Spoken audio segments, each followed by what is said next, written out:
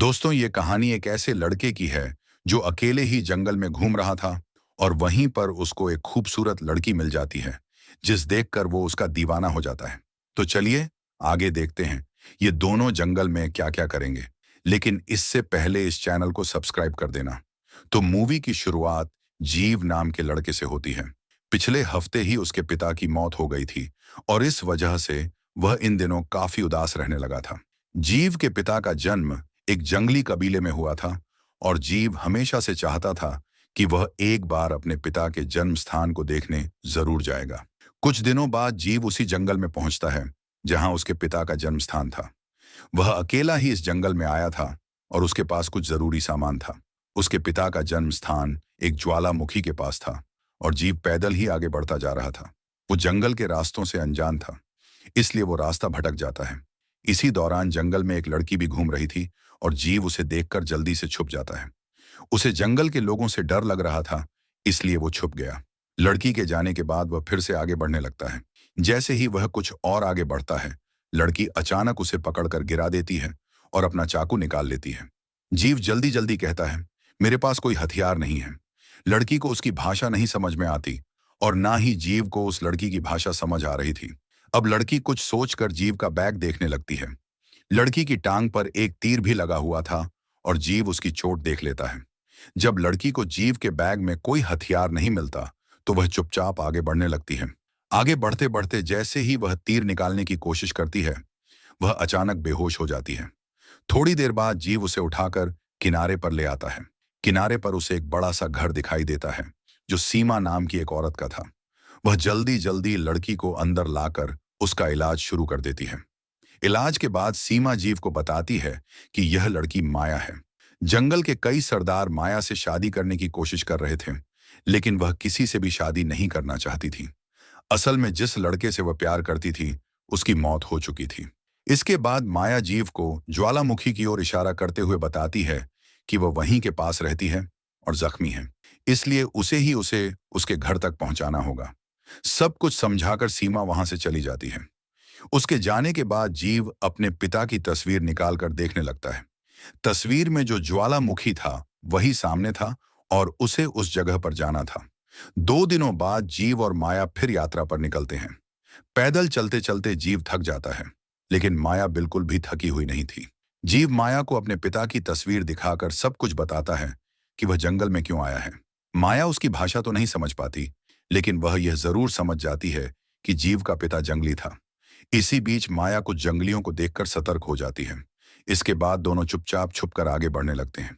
माया जंगल के हर रास्ते को अच्छी तरह जानती थी, इसलिए वह तेजी से आगे बढ़ रही थी, जबकि जीव का ध्यान माया के बड़े बड़े तरबूज और उसकी कमर पर चला जाता था।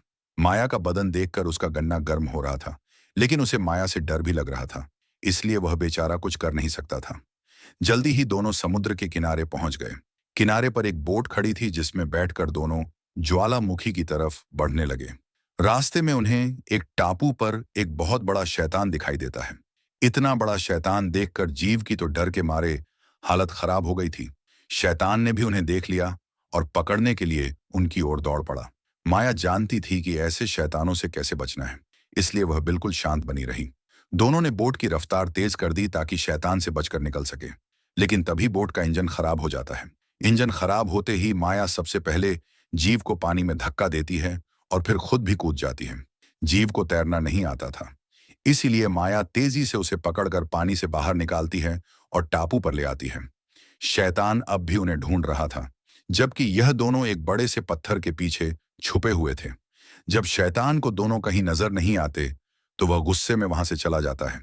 उसके जाते ही माया जीव को होश में लाने की कोशिश करने लगती है। काफी कोशिशों के बाद भी जब जीव को होश नहीं आता, तो एक पल के लिए माया का मन हुआ कि वह उसे वहीं छोड़कर चली जाए, लेकिन कुछ सोचकर वह रुक जाती है और फिर से कोशिश करती है। इस बार जीव को होश आ जाता है। अब दोनों फिर से आगे बढ़ने लगे थे। थोड़ी देर बाद कुछ देखकर दोनों के चेहरे पर खुशी आ गई, क्योंकि उनके सामने ज्वालामुखी था जो अब उनसे ज्यादा दूर नहीं था। उसे देखकर दोनों काफी खुश हो रहे थे, लेकिन तभी रात हो गई और उनका सफर अभी भी जारी रहा। रास्ता तय करते करते उन्हें एक बस दिखाई देती है। दोनों जल्दी से उस बस में चढ़ जाते हैं। बस में कुछ और लोग भी बैठे थे जो जंगल के पास वाले कस्बे में रहते थे। ये बस भी कस्बे की ओर ही जा रही थी। बस में बैठे लोग जंगल में काम करने वाले मजदूर थे, जो हफ्ते में एक बार ही वहां आते थे। बस का ड्राइवर रास्ते में जीव से कहता है कि इस जंगल में बहुत सारी खतरनाक चीजें हैं, लेकिन अपने परिवार का पेट पालने के लिए हमें यहाँ आना ही पड़ता है। अगली सुबह होते ही माया की तबीयत अचानक खराब होने लगती है। ये देखकर जीव जल्दी से बस रुकवाता है। बस रुकते ही माया उतरकर एक ओर जाने लगती है। दरअसल बस कस्बे की तरफ जा रही थी, लेकिन माया वहां नहीं जाना चाहती थी। उसने तबीयत खराब होने का नाटक किया था ताकि वह बस से उतर सके। जीव भी माया के साथ जाने वाला था। तभी अचानक माया के सामने एक जंगली सरदार आ जाता है। वह हर हाल में माया को पाना चाहता था, और वही था जिसने माया के टांग में तीर मारा था। वो तीर इसी सरदार के आदमियों ने चलाया था। माया सरदार से बचते बचाते जंगल में आ पहुंची थी, और वहीं उसकी मुलाकात जीव से हुई थी। अब सरदार माया को पकड़ने की कोशिश करता है, लेकिन माया दौड़कर फिर से बस में चढ़ जाती है। उधर जीव सरदार को रोकने की कोशिश करता है, जिससे दोनों के बीच लड़ाई शुरू हो जाती है। सरदार काफी ताकतवर था, और उसने जीव पर कई वार किए, जिससे जीव की हालत खराब हो गई। मगर जीव हार मानने वालों में से नहीं था। वह सही मौका देखकर पलटवार करता है और सरदार को घायल कर देता है। इसके बाद जीव माया को लेकर वहां से भाग निकलता है। दोनों भागते भागते रेल की पटरी तक पहुंच जाते हैं, और फिर एक छोटी सी गाड़ी में बैठकर वहां से दूर निकल जाते हैं। सरदार और उसके आदमी दोनों को पकड़ने की कोशिश तो बहुत करते हैं, लेकिन कामयाब नहीं हो पाते। रात को माया और जीव एक जगह रुककर आराम करने लगे। जीव माया की खूबसूरत बदन की खुलकर तारीफ करता है। वो उसका दिल जीतकर उसकी गुफा का स्वाद लेना चाहता था। वो जैसे ही माया के करीब जाने की कोशिश करता है, तो माया उसे नजरअंदाज कर देती है। जीव समझ गया था कि माया अपनी गुफा में धमाके नहीं करवाएगी, इसलिए वह उदास हो जाता है। सरदार के आदमी भी उनके पास ही थे। जल्दी ही वह इन दोनों के पास पहुंचकर इन्हें घेर लेते हैं। सरदार घुटनों पर बैठकर माया से प्यार की भीख मांगने लगा। वो माया से शादी करना चाहता था। सरदार का प्यार भरा अंदाज देखकर शायद माया का दिल पिघल गया था। वो उसके पास आकर पहले उसे चूमती है, और फिर कहती है कि मैं तुम्हारे गन्ने का रस जरूर निकालूंगी। इसके बाद माया उसके साथ जाने लगती है। जीव समझ गया था कि माया उसे बचाने के लिए यह सब कर रही है। वह सरदार पर हमला करने की कोशिश करता है, लेकिन सरदार उसे ही बेहोश कर देता है।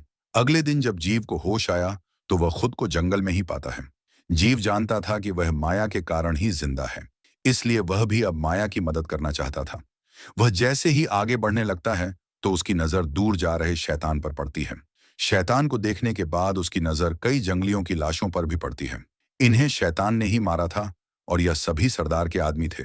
इसके बाद जीव तेजी से ज्वालामुखी की ओर बढ़ने लगा, क्योंकि उसे पता था कि माया वहीं कहीं आसपास रहती है, और सरदार का कबीला भी उसी इलाके में था।